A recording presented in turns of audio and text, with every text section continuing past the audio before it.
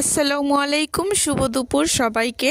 আজকে এই যে ফ্রাইড রাইস, তারপরে এই যে চিকেন ফ্রাই, তারপরে ভেজিটেবল এইগুলো করলাম।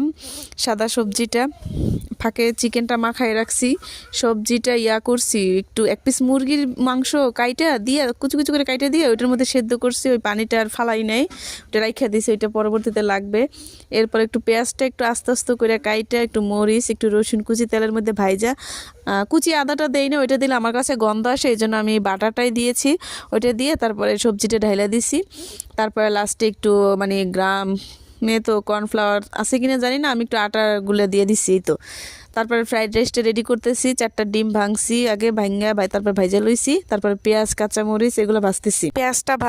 পেঁয়াজটা ভাজার পরে একটু টমেটো কুচি দিয়েছি। টমেটোটা একটু যখন গইলা আসবে তখন আর কি আমি ওই যে গাজর কুচি আর একটু পেঁয়াজের কলি কুচি এইটা দিয়ে একটু ভাজে নিব।